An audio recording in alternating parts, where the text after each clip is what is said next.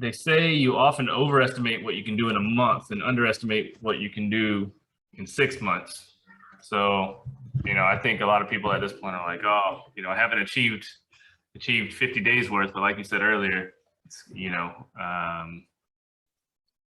don't stop. Well, and that's another reason to try to keep as detailed records, especially about whatever goal you're striving for, and that will help not only keep you accountable, but it also helps you show your progress. Because we're all going to have slip up days or cheat days or days I'm running late and we just pick up fast food. Don't punish yourself. Look at all the days. There's many more days that you did the right thing than maybe made not even a bad choice, just a choice that didn't support what direction you were going in. Don't let it get you off track.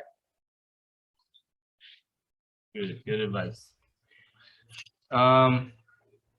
Any advice for like prioritization if they're at the point right now where it's like, okay, I can't do all these goals? Because the people who did the goals like I did, where there was a daily, a by January 1st and a lifelong goal, had 15 goals they're trying to work for. And with the busyness of life, I don't know if anybody can do all of it. So do you have any advice on prioritizing? You got to look at what your goal is again and how important it is to you, and if it's going to turn you into the person that you want to become. Sometimes you get halfway down the path and you realize this isn't like going the way I wanted to. I'm not getting the change that I was looking for. Maybe I should take a different path, try to get to the same destination, or maybe set a new destination if that's not working out in your favor. That is really good advice. You said, is it the person you want to be? Is it making you become the person you want to be? And in my entrepreneur class, I thought I wanted to start a business working with tour operators, selling niche travel. And, what it really made me look at, okay, 10 years from now, is that what I want to be doing? Is this going to be my passion? Because as an entrepreneur or anything in life, if you're not passionate about it, it's easy to hit. You're going to hit hard spots. If you're not passionate about it, when you hit that hard spot, you ain't going to push through. You're going to turn around and walk away. Where if that's your passion, you're going to push through walls. You're going to keep on attacking and make it through those hard times.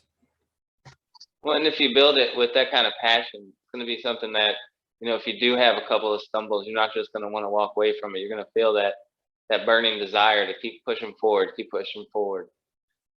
changing lives. And I've seen it in that class, just the few weeks I've been in there, that other people can sense that passion too. So it's gonna be a lot easier to make sales or reach the goal you're trying to reach if you're passionate about it, because other people will feed off that as well. Yeah, and you have to be hungry. You operate at a different level. It's something that you feel in your heart and your soul. If you're just doing it for a paycheck or just doing it because that's what's expected of you, you may be able to do it for a while. You may be able to do it for a whole lifetime, but you may never also find happiness or content. So do what you love. Go against the grain if you have to, and put your heart in it, and you'll find the right path. Absolutely.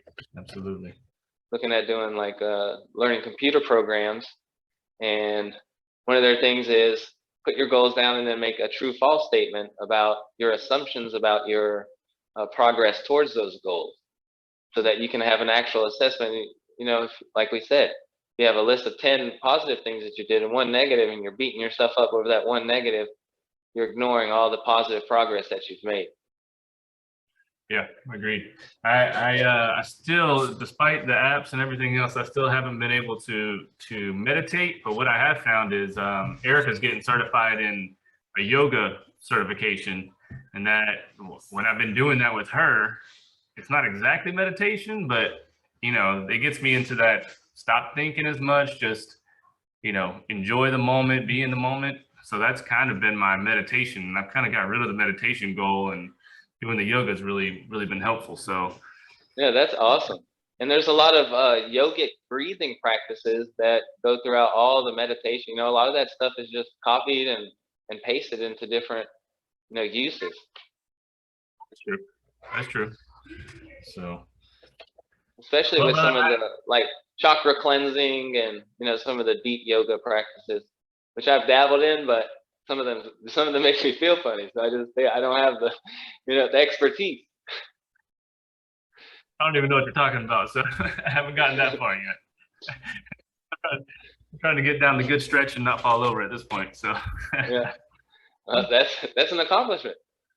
yeah, I'm enjoying it. I mean, I didn't think I would. I was doing it for her, but I think it's something I could, when she's actually teaching the class, I could actually get into. That's You true. got to be a salesman at the same time. You have to be able to sell people not only yourself but the idea of you. That's true. Honest Abe. Honest Abe.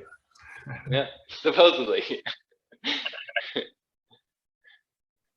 I love reading some things on Abraham Lincoln. I don't know if you got into too much of his. I mean, he was a man of God, and man, to lead through the times he did, I don't know how else he would have survived. So Yeah, there's great men throughout every generation, that are willing to take a stand or to go against the grain. I know it's especially with the pandemic and the uncertain economy, uncertainty in food supply, and you could name a whole list. There's always bright spots like good people who sacrifice for others, and it's always yeah, nice to see it. And it runs throughout not just the military, but luckily throughout our society, and we're blessed to have been born in such a great country. absolutely. Yep.